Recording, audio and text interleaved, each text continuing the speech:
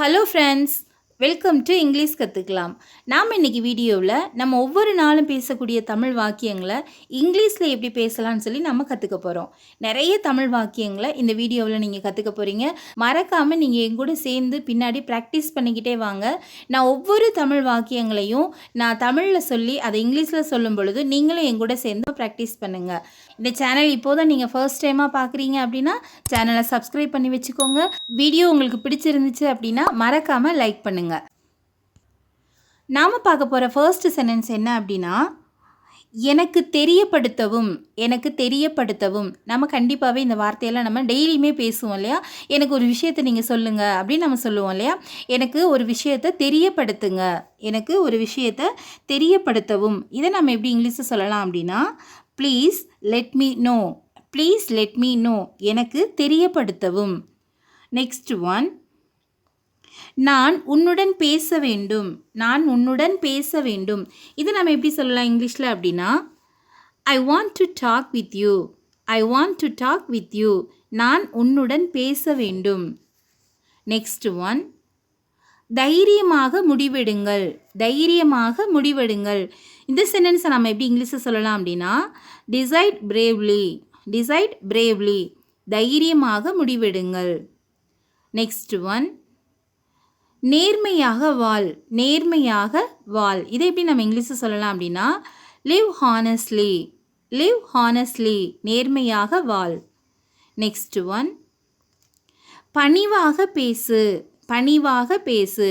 இதை நம்ம எப்படி இங்கிலீஷில் சொல்லலாம் அப்படின்னா, ஸ்பீக் பொலைட்லி, பணிவாக பேசு. நெக்ஸ்ட் ஒன், சத்தமாக பதில் சொல். இதை நம்ம எப்படி சொல்லலாம் அப்படின்னா, ஆன்சர் லவுட்லி, சத்தமாக பதில் சொல். தெளிவாக பதில் சொல். இதை நம்ம எப்படி இங்கிலீஷில் சொல்லலாம் அப்படின்னா, ஆன்சர்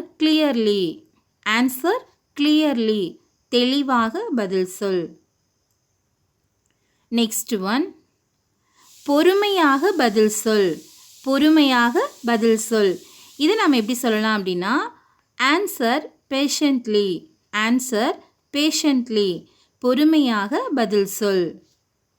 நெக்ஸ்ட் ஒன், பணிவாக பதில் சொல். இதை நம்ம எப்படி இங்கிலீஷில் சொல்லலாம் அப்படின்னா, ஆன்சர் பொலைட்லி,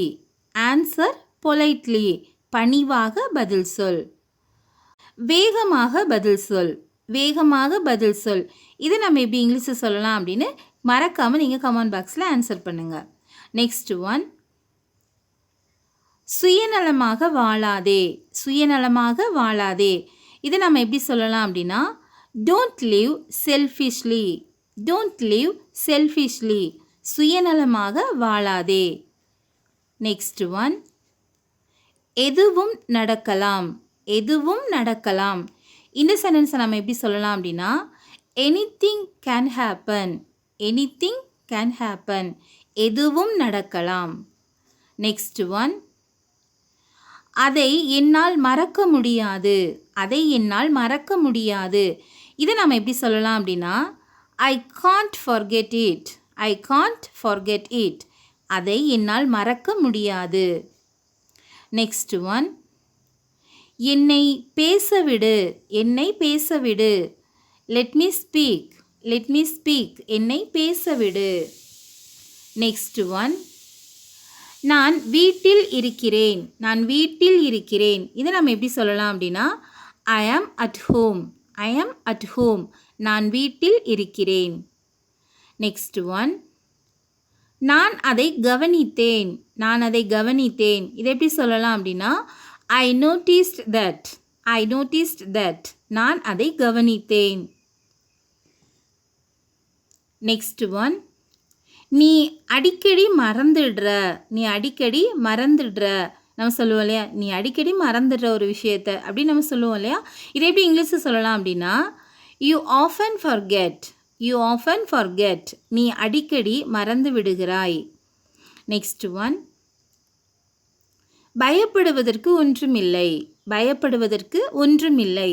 இதை எப்படி சொல்லலாம் அப்படின்னா, nothing to nothing to fear, பயப்படுவதற்கு ஒன்றுமில்லை.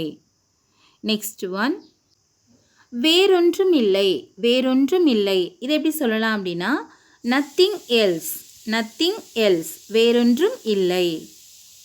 நெக்ஸ்ட் ஒன், இது நல்லதல்ல, இது நல்லதல்ல, இந்த விஷயம் நல்லதில்லை, இதை இப்படி பேசுகிறது நல்லதில்லை, இதை இப்படி செய்கிறது நல்லதல்ல, இந்த மாதிரிலாம் நம்ம பேசுவோம் இல்லையா.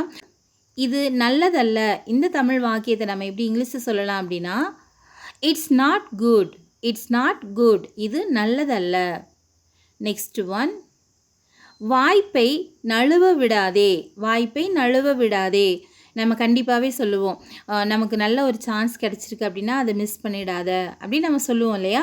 ஸோ அதை எப்படி இங்கிலீஷில் சொல்லலாம் அப்படின்னா don't miss the opportunity, don't miss the opportunity.